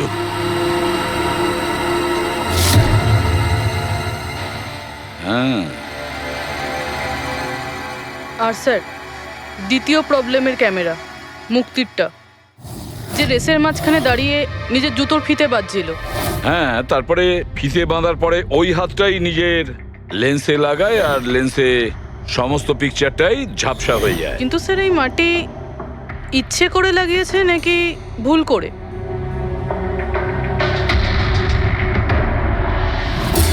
আরে 10টা লোকের তো 10টা গোপ্রো ক্যামেরা থাকা উচিত, এখানে তো দেখছি 9টা। গৌরবের ক্যামেরাটা কি হলো, সেটা কোথায়? স্যার ওই ক্যামেরাটা হারিয়ে গেছে, গৌরব ওটা ফেরত দেয়নি। তাহলে স্যার এই গৌরবই খুনি, ওকে ধরে ফেলা উচিত। না পঙ্কজ, এইভাবে হয় না। হতে পারে গৌরব ক্যামেরাটা ফেরত দিতে ভুলে গেছে। আমাদের এটা ভাবতে হবে যে খুনি এই সময়টাই কেন বেছে নিল ম্যারাথন রেসের টাইমে খুন করার জন্য। ও তো চাইলে যে কোনো সময় খুন করতে পারতো, যে কোনো জায়গায় পারতো। হ্যাঁ, অ্যালিবাইয়ের জন্য স্যার, যাতে ধরা পড়লে খুনি বলতে পারে যে রোহনকে খুনের সময়ও তো ম্যারাথনে পার্টিসিপেট করেছিল। হ্যাঁ, সেই জন্য ও রেসেও পার্টিসিপেট করেছিল আর রেস কমপ্লিট করেছিল। তার মানে স্যার রেসকে মাঝখান থেকে ছেড়ে ও চলে গেছিল, তারপরে গিয়ে খুন করলো, আর খুন করার পরে এসে রেস আবার শেষ করলো। এক্স্যাক্টলি। কিন্তু স্যার এই ফুটেজ থেকে কিভাবে জানতে পারবো কে রেস ছেড়ে চলে গেছে, খুন করেছে, আবার রেস জয়েন করেছে? স্যার এই ব্যাপারটা আপনি টাইমিং চিপ থেকে জানতে পারবেন। টাইমিং চিপটা আবার কি? আজকাল ম্যারাথন রেসে বিজেতা কে জানার জন্য RFIDর ব্যবহার করা হয়। RFID মানে রেডিও ফ্রিকোয়েন্সি আইডেন্টিফিকেশন। আগে হ্যাঁ। ও, এই টেকনিক থেকে একটা জিনিস জানা যেতে পারে যে একজন রানারের প্রত্যেকটা ল্যাব কমপ্লিট করতে কত সময় লেগেছে। RFID, radio frequency identification. Sir এটাই হলো চিপ, আর এটা রেসের ম্যাট, আর এটাই RFID টেকনিকে চলে। দেখুন স্যার। ও, তার মানে রেস শুরু হতেই যখন কোনো রানার এটা ক্রস করে তখন এই টাইমিংটা ওই মুহূর্তে শুরু হয়ে যায়। একদম স্যার, অফিসের কার্ডের মতন স্যার। ঠিক আছে, এটা তো বুঝতে পারলাম, কিন্তু এটা কি জানতে পারা যাবে যে কেউ রেস মাঝপথে ছেড়ে দেয় আর পরে আবার এসে জয়েন করে? এরও উপায় আছে স্যার। স্যার এই ম্যারাথন রেস 31 কিলোমিটারের হয়। এতে 4টে ভাগ, প্রথমটা 5, দ্বিতীয়টা 10, তৃতীয় 15, চতুর্থ 20। চতুর্থ পর্যায় থেকে ফিনিশিং লাইনের দূরত্ব কম করে 1 কিলোমিটার স্যার। তার মানে সব মিলিয়ে 6টা প্যাড। স্টার্টিং লাইনের প্রথম প্যাড আর ফিনিশিং লাইনের 6 নম্বর প্যাড। মাঝখানে 4টে থাকছে, 4টে ধাপ, 4টে প্যাড। যখন কোনো প্রতিযোগীর পা ওই প্যাডের মধ্যে পড়ে তখন আমরা বুঝতে পারি ওই রানার কত টাইমটা নিয়েছে। তাহলে কে রেস মাঝপথে ছেড়েছিল আর কে ছেড়ে যায়নি এটা জানা গেলে এটাও জানা যাবে যে একটা ধাপ থেকে আরেকটা ধাপে যাওয়ার সময় কোন রানারের সব থেকে বেশি সময় লেগেছিল। সবকটারই টাইমিংটা চেক করতে হবে। জানা তো যাবে সে কে যে মাঝপথে রেস ছেড়ে আবার জয়েন করেছে। পুরবি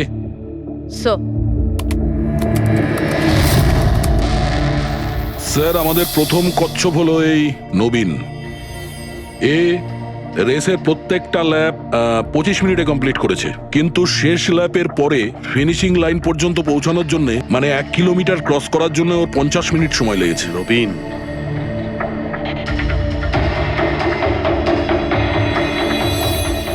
আর স্যার এই মুক্তি, এর টাইম তো রেকর্ডই হয়নি। 15 থেকে 20 কিলোমিটারের মাঝের ধাপ। তাহলে এ হলো দ্বিতীয় সাসপেক্ট।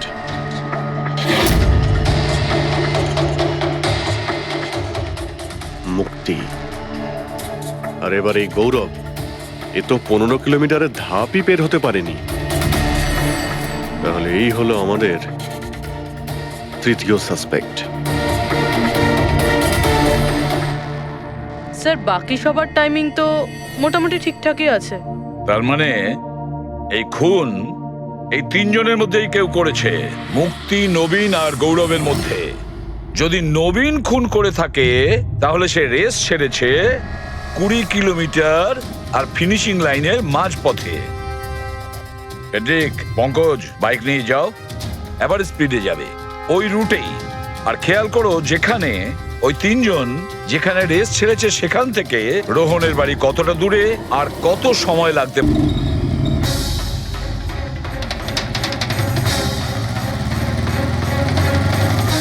15 কিলোমিটারের মার্ক থেকে আসছি স্যার।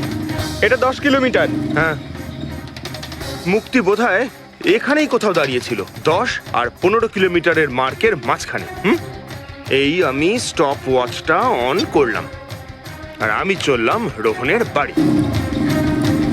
থাম পঙ্কজ, এই রাস্তাটা দিয়ে। এই রাস্তা দিয়ে? হ্যাঁ, এই রাস্তাটা। চলুন। আরে আস্তে চালা না। হ্যাঁ।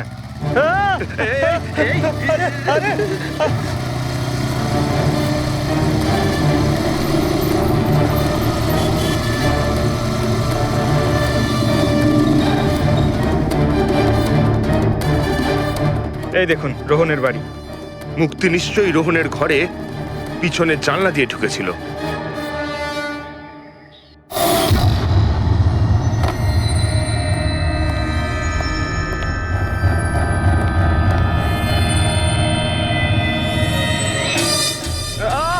আরে অ্যাক্টিং করতে বলেছিলাম। থাম।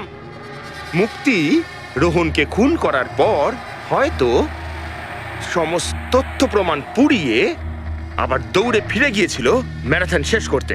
চল আমরা আবার যাব সেই ম্যারাথনের ওখানে 20 কিলোমিটারের মার্কটার কাছে।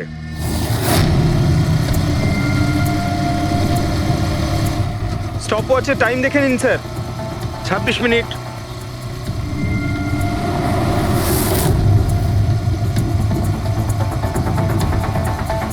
বাহ, আরে ব্যাস ব্যাস ব্যাস। এবার মুক্তি পৌঁছলো 20 কিলোমিটারের মার্কে পাক্কা 30 মিনিট পরে। আর তারপর এখান থেকেই হয়তো ও রেসটা শেষ করেছিল।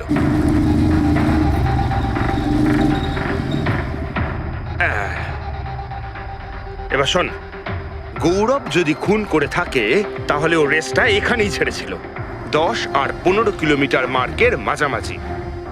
এই আমি স্টপ ওয়াচ অন করলাম। এবার যাব আমরা রোহনের বাড়ি। চলো চল।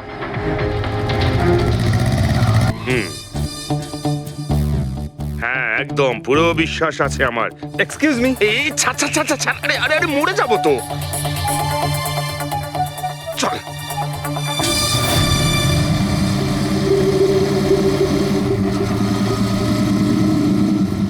ব্যাস। একটু দাঁড়ান। আমি বুঝতে পেরেছি, আমি বলছি। এই গৌরব রোহনের বাড়ি থেকে 15 থেকে 20 কিলোমিটার দূরে রেসে আবার জয়েন করেছিল, তাই না? শাবাশ! হ্যাঁ। আমার সাথে থেকে থেকে তোরও তো বুদ্ধি খুলে গেছে। আর এই সব কিছু করতে গৌরবের টাইম লেগেছিল পুরো 27 মিনিট। এবার দেখা যাক নবীনের কত লেগেছিল। এবার যদি নবীন খুন করে থাকে তাহলে ও নিশ্চয়ই এখান থেকে গেছিল, যেখানে ও পড়ে গেছিল। এই আমি স্টপ ওয়াচ অন করলাম। এবার যাওয়া যাক রোহনের বাড়ি। চল চলুন স্যার। ওকে পঙ্কজ, 3 জন রোহনের সাথে এরকমই কিছু করেছিল। ব্যাস, রোহনকে খুন করে নবীন এইখানে এসে পৌঁছেছিল ফিনিশিং লাইনের সামনে, যেখানে ও ক্যামেরাটা দ্বিতীয়বারের জন্য সরিয়েছিল। আর এই সব কিছু করতে ওর লেগেছিল হয়তো 48 মিনিট। স্যার, জানতে পেরেছি 3 জনের কত সময় লেগেছিল। আচ্ছা, তাহলে বলো মুক্তির কত সময় লেগেছিল? মুক্তির লেগেছিল 30 মিনিট। আর টাইমিং চিপ অনুযায়ী 39 মিনিট লেট ছিল। আর গৌরব? গৌরবের 27 মিনিট। আর ও ম্যারাথন রেস থেকে নিখোঁজ ছিল 24 মিনিটের জন্য। নবীনের লেগেছিল 48 মিনিট রোহনের বাড়ি গিয়ে ওকে খুন করে ফিরে আসতে।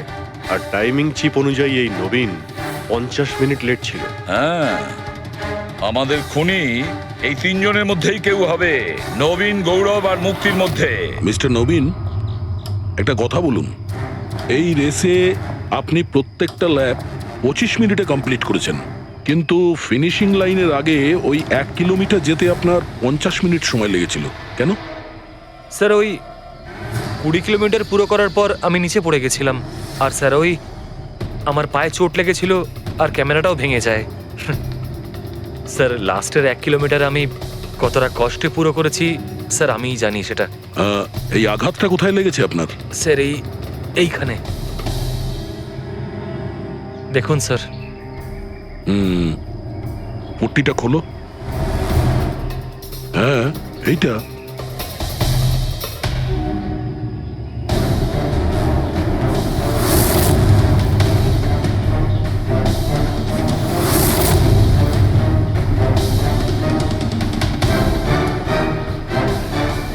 স্যার, এবার আপনার বিশ্বাস হয়েছে যে আমি কোনো দোষ করিনি? নির্দোষ যদি হও, এত ঘাবড়ে যাচ্ছ কেন? ঘাম হচ্ছে, অনেকটা নার্ভাস লাগছো তুমি। হ্যাঁ, মাটি কেন লাগিয়েছিলে ক্যামেরাতে? জানি না, ভুল করে লেগে গিয়েছিল। ভুল করে? 15 থেকে 20 কিলোমিটার ধাপও ভুল করে ছেড়ে দিয়েছিলে নাকি? আমি তো কোনো ধাপই ছাড়িনি, সমস্ত ধাপই পুরো করেছি। কিন্তু টাইমিং চিপ তো অন্য গল্প বলছে। টাইমিং চিপ খারাপও তো হতে পারে। আপনি একজন মেশিনের উপর বিশ্বাস করবেন নাকি একজন জীবন্ত মানুষের উপর? আচ্ছা, তোমার গোপ্রো ক্যামেরাটা কোথায় গেল? তুমি তো ওদের ওটা ফেরত দাওনি। ওটা তো হারিয়ে গেছে স্যার। হারিয়ে গেছে? কি করে হারিয়ে গেল ভাই? জানি না স্যার, ওই রেসের মাঝখানে হঠাৎ করে দেখলাম ক্যামেরাটা ছিলই না, জানি না কোথায় পড়ে গেছে। আচ্ছা, আর ওই 15 কিলোমিটারের ধাপটাও কি হারিয়ে গিয়েছিল? ওটাকে তো পার করোনি তুমি।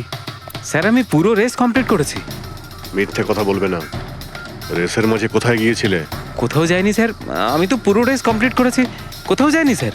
আচ্ছা স্যার, মনে হচ্ছে নবীনই, কারণ আমি যখন ওকে জিজ্ঞাসাবাদ করছিলাম তখন ওর মুখ একদম ফ্যাকাশে হয়ে গেছিল, হাত পা কাঁপছিল ওর। এই গৌরবও কম নয়, ও বললো জানি না কি করে ক্যামেরাটা হারিয়ে গেছে। আরে এত বড় একটা ক্যামেরা পড়ে গেলে সেটা কেউ জানতে পারবে না স্যার। বস, তোমার কথাটা ঠিকই, কিন্তু নবীনের একটু আঘাত লেগেছে না? হ্যাঁ স্যার, আঘাত তো ওর লেগেছে। স্যার, আমার মনে হচ্ছে ও মিথ্যে কথা বলছে। স্যার, আমার মনে হচ্ছে মুক্তি মিথ্যে বলছে। ও জেনে শুনেই ক্যামেরায় মাটি লাগিয়েছিল, কারণ নিশ্চয়ই এমন কিছু আছে যেটা ও আমাদের থেকে লুকোতে চাইছে। হ্যাঁ, এটাও হতে পারে, কারণ ক্যামেরায় যদি ভুল করে মাটি লেগে যেত তাহলে আরো সবার ক্যামেরাতে লাগতে পারতো ভুল করে। গোলমাল আছে, এই 3 জনের মধ্যে কোনো না কোনো গোলমাল তো নিশ্চয়ই আছে। খুনি এই 3 জনের মধ্যেই কেউ একজন। নবীন, আমাকে ওই জায়গাটা দেখাও যেখানে তুমি এক্স্যাক্টলি পড়েছিলে। কিভাবে পড়েছিলে? আসুন স্যার।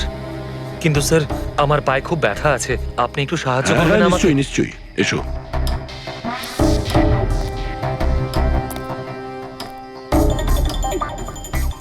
স্যার আমি এখনো বলছি আপনাকে, আপনি নিজের টাইম ওয়েস্ট করছেন। এমনটা যেন না হয় যে আসল খুনিই পালিয়ে যায়। সিআইডির হাত থেকে আজ পর্যন্ত কোনো খুনি না বেরিয়েছে না বেরোতে পারবে, নিশ্চিন্ত থাকো। হ্যাঁ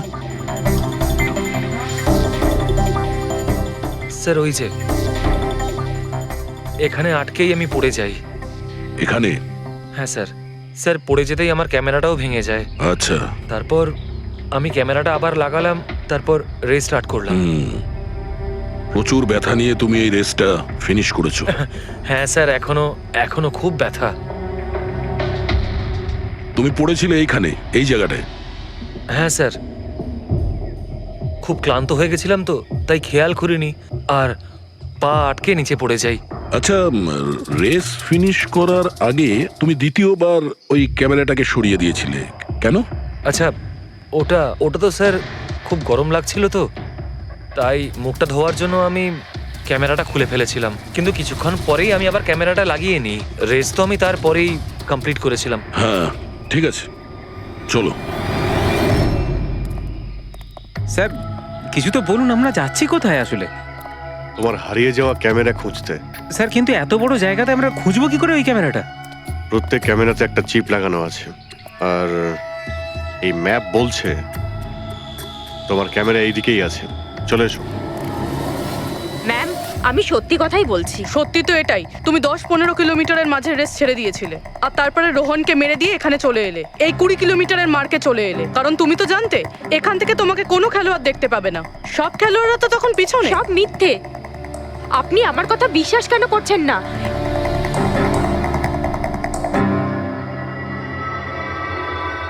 কি কি খুঁজছো? আমি কিছু তো না। কিছু আছে ওখানে?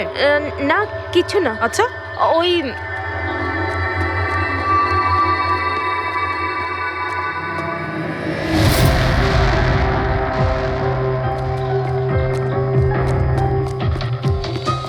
ও তো তুমি সাইকেলে করে গিয়েছিলে রোহনকে খুন করতে? আমি সত্যিই জানি না যে এই সাইকেলটা কার। তাই এক্ষুনি সব জানা যাবে যখন তোমার আঙুলের ছাপ এই সাইকেলে পাওয়া যাবে। হ্যাঁ ম্যাম, প্লিজ।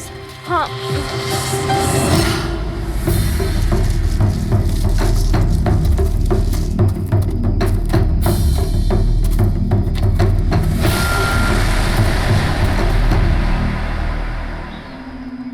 এই হলো ক্যামেরা। এটাকে পুরো ভেঙে ফেলেছো? হ্যাঁ, আমি ভাঙিনি স্যার। দুটো ক্যামেরা?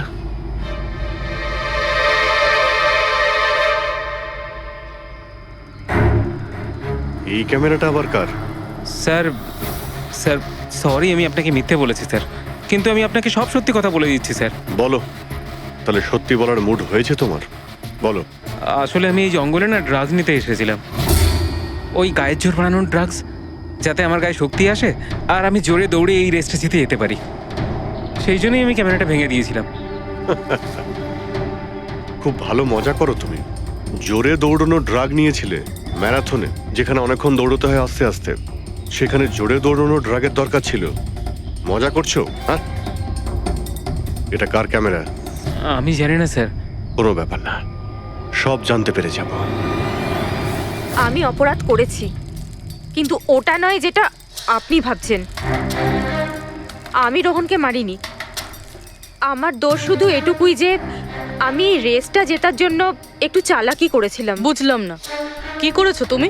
আমি জানতাম না যে টাইমিং চিপ প্রত্যেক ধাপে রানারের টাইম নোট করবে। আমি ভেবেছিলাম শুধু রেসের প্রথমে আর শেষে টাইম ক্যালকুলেট হবে, আর তাই 10 কিলোমিটার পর্যন্ত এসে ক্যামেরায় মাটি লাগিয়ে দিয়েছিলাম আর ওখান থেকে সাইকেল নিয়েছিলাম।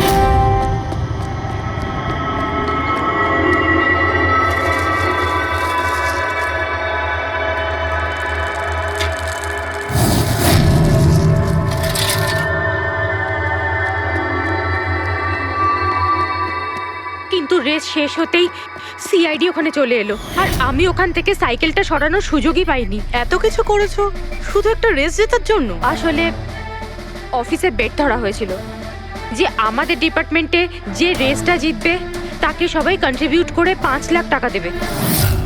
আমার টাকার খুব দরকার ছিল, তাই আমি এটা দীপ্তির ক্যামেরা। এই দুটো ক্যামেরা তোমরা কেন ভেঙেছিলে? স্যার আসলে আমরা এই রেসে এসেছিলাম যাতে একে অপরের সাথে সময় কাটাতে পারি, কিন্তু তারপরে খেয়াল হলো যে আমাদের প্রেমের কথাবার্তা সব ওই গোপ্রোতে রেকর্ড হচ্ছে স্যার। কখন থেকে ফলো করছে। শোন না, কি? তোকে খুব সুন্দর লাগছে। দাঁত ছাড়ো তো। কি হলো? গোপ্রোতে সব রেকর্ড হচ্ছে। ও গড। এখন কি করব? হ্যাঁ, একটা কাজ করা যাক, চল আমার সঙ্গে। হ্যাঁ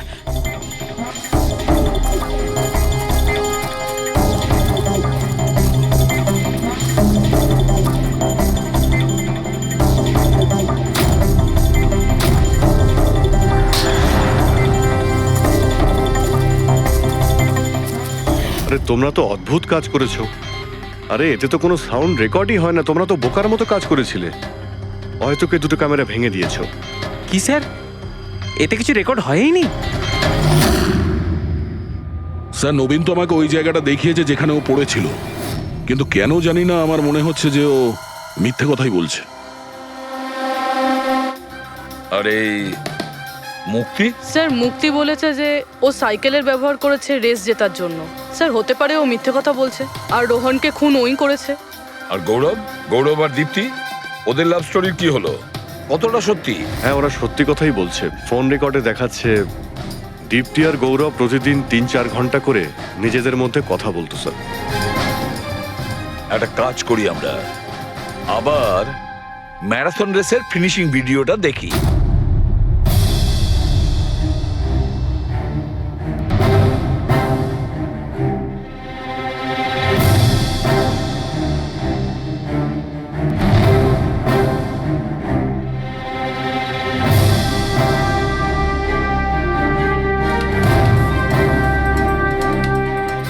তার মানে গৌরবের ঠিক পরেই এই দীপ্তি ঢুকেছিল। দুজন একসঙ্গেই ছিল। মনে হচ্ছে স্যার দুজনেই এই কাণ্ড করেছে। এক মিনিট অভিজিৎ, দয়া, এই ফুটেজটা দেখো। এই হলো সেই খুনি।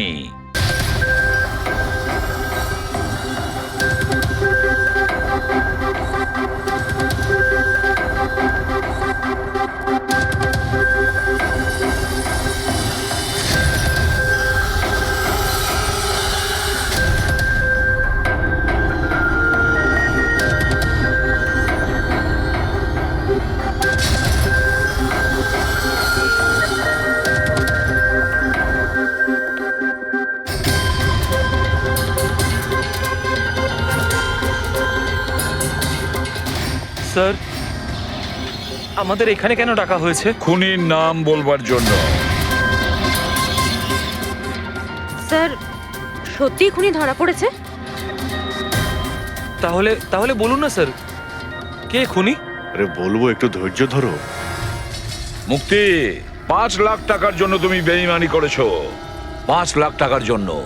আর গৌরব, তুমি তো তোমার ভালোবাসা লুকোনোর জন্য বেইমানি করেছো। আর নবীন, তুমি চলো, তোমাকে আবার দেখাচ্ছি, রেসের একটা পার্ট দেখাচ্ছি। খুব ভালো করে দেখো আর বলো কোথায় ভুল আছে, বলো।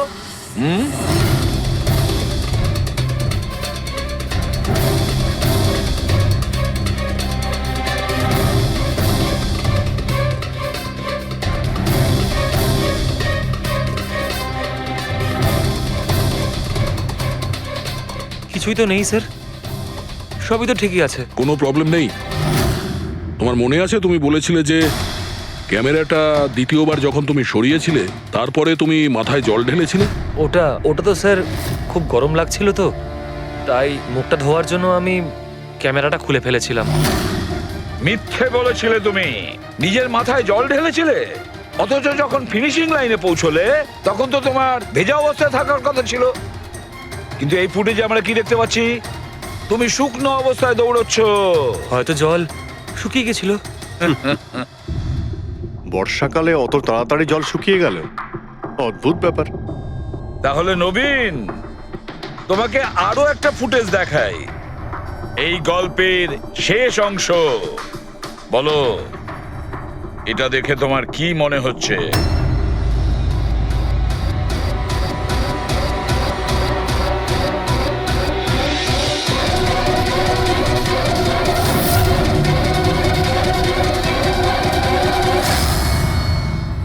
কি নবীন, এই ফুটেজে তোমার মুখটা কেমন চেঞ্জ লাগছে না?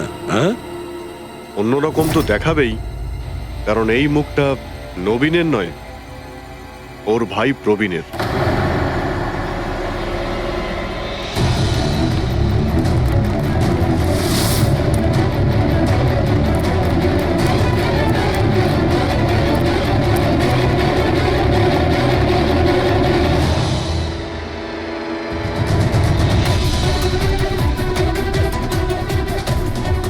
খুব বড় প্ল্যান বানিয়েছিলে তুমি, দারুণ মাথা খাটিয়েছিলে তুমি।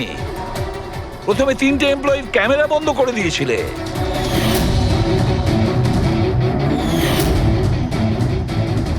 আর তারপরে নিজের গোপ্রো ক্যামেরা নিচে ফেলে দিয়েছিলে যাতে লেন্সটা ভেঙে যায়।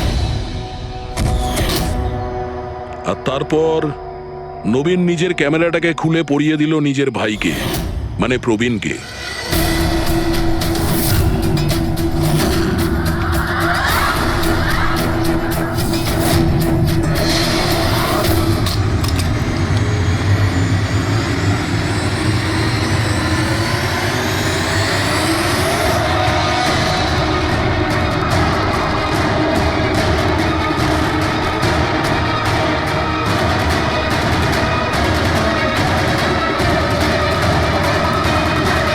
এই ক্যামেরা বদল করার সময় খুব একটা সময় ছিল না, তাই হতে পারে ওই টি শার্টে যখন কাগজটা লাগাচ্ছিল তখন সমস্ত ম্যাগনেটগুলো লাগায়নি, কিছু ম্যাগনেট নবীন নিজের পকেটে ভরে নিয়ে গেছিল।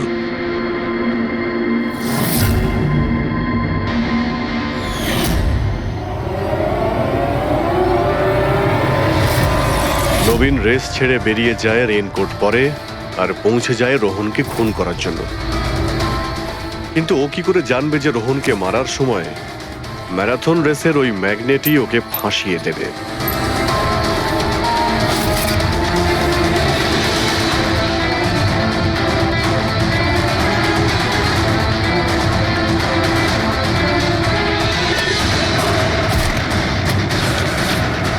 তারপর তুমি পুরো প্রমাণ নষ্ট করলে আর আবার এসে রেসে জয়েন করলে। ইচ্ছে করে নিজের পায়ে তুমি চোট লাগালে যাতে আমরা বিশ্বাস করি যে আঘাতটা সত্যি। আর তারপরে তুমি রেসটা ফিনিশ করো। তাহলে বলো। হ্যাঁ স্যার, আমি খুন করেছি রোহনকে। একদম একদম পারফেক্ট প্ল্যান ছিল, কিন্তু আমি কি করে জানবো যে আপনারা আমার থেকেও অনেক বুদ্ধিমান? প্রত্যেক অপরাধী এই ভুলটাই করে, কারণ তার মনে হয় যে সে আইনের চোখে ফাঁকি দিয়ে দেবে।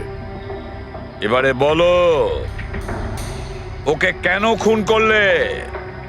তাড়াতাড়ি বলো। বিএনডি বিল্ডকনে হওয়া প্রত্যেকটা গন্ডগোলের পেছনে আমিই ছিলাম।